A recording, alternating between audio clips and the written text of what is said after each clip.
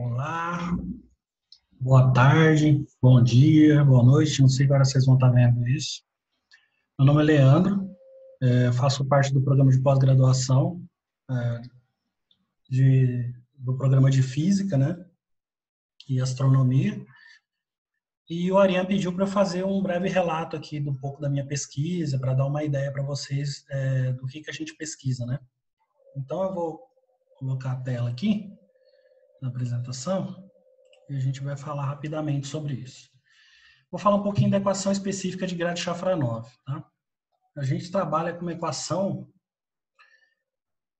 que ela tem a seguinte característica. Vamos começar.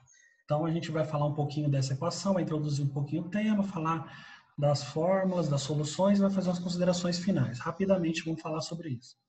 Equação específica de Grad-Safranov. Eu trabalho mais com essa equação, tá? Existe a equação mais geral e existe a equação específica. Essa equação específica, ela ocorre quando a densidade de corrente se escreve em função do exponencial do potencial vetor magnético. Tá? Então, usamos aí algumas considerações físicas, iniciamos com as equações de Vlasov-Maxwell, tá? Usamos aí a teoria cinética de plasma, entre outras coisas, algumas considerações iniciais sobre o plasma. Fazemos diversos cálculos, aí, diversas manipulações, para se encontrar uma equação, e essa equação a gente faz umas simplificações e chega na equação específica de Grad-Safranov. É essa equação aqui, tá? Veja como é equação parcial, que no caso aqui tem solução analítica, tá? A equação mais geral de Grad-Safranov não tem solução analítica. A gente consegue fazer métodos numéricos para atacar, para encontrar soluções aí.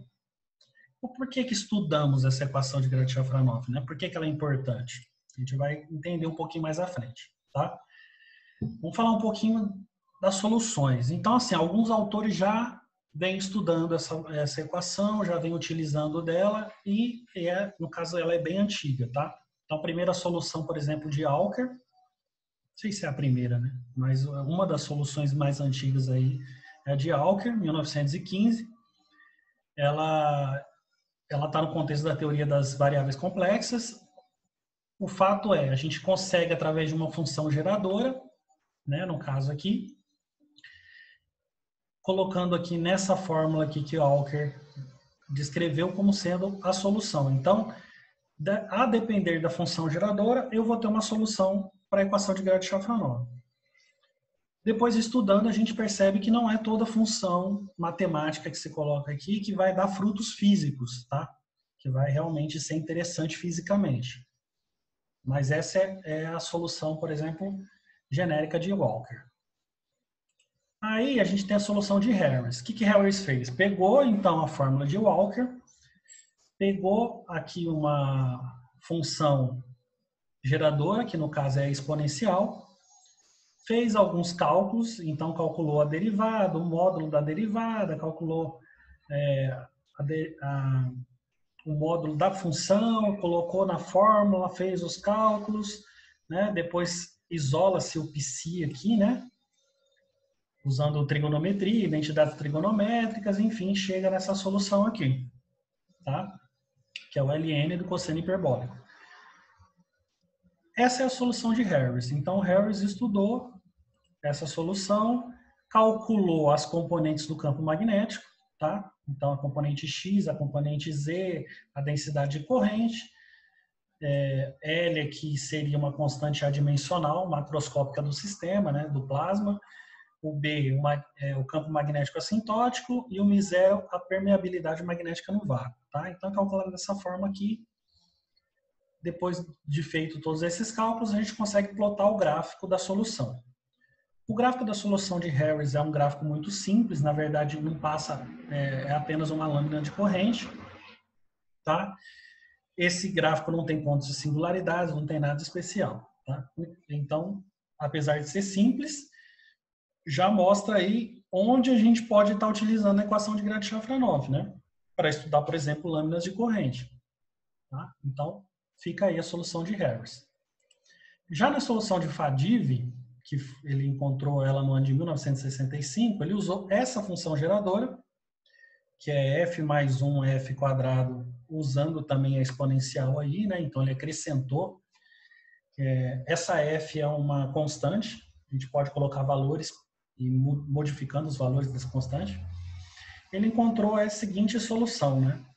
ln f cosseno de bx mais raiz de 1f quadrado cosseno hiperbólico de by.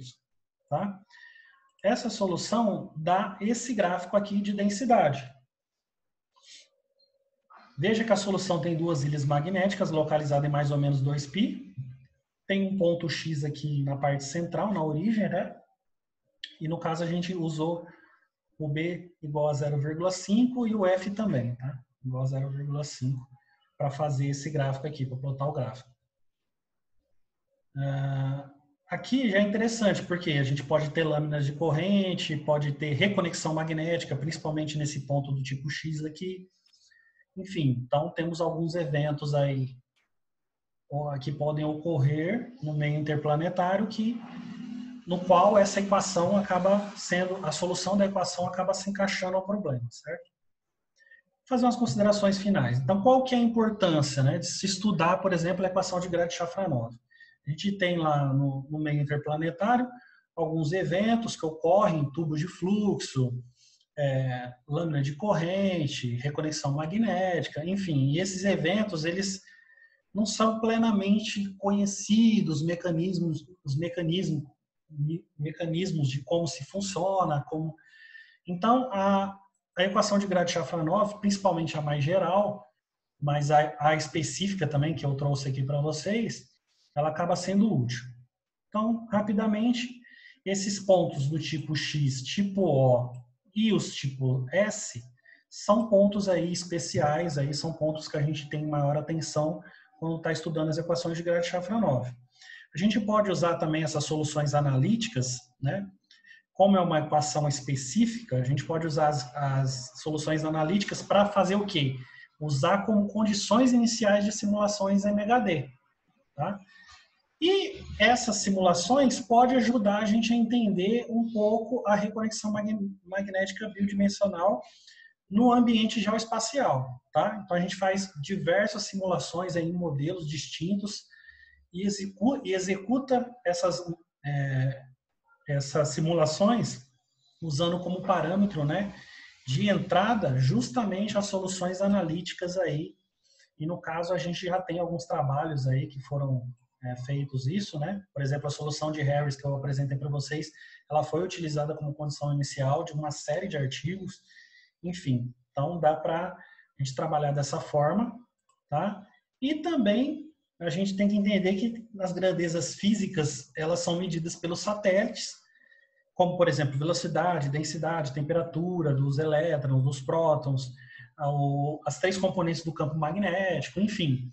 Tudo isso aí é medido pelos satélites, a gente pode pegar e fazer o quê? Usar um método que é conhecido como reconstrução de Grad-Shafranov, onde a gente consegue reconstruir o que ocorreu ali com o campo magnético, onde o satélite passou, né? Então, você tem na passagem do satélite, naquela faixa que ele passou, a gente consegue fazer uma reconstrução de como que o campo magnético se comportou ali, e disso, dessa forma, a gente tira muitas informações interessantes aí para estudo, tá? Então, é isso. Agradeço a atenção de vocês. Essa foi uma breve explanação aí da teoria que eu estudo, né, no programa. E a minha intenção é encontrar novas soluções e abrir algumas coisas físicas aí a mais, né? Fazer uma discussão física dessas soluções, tá?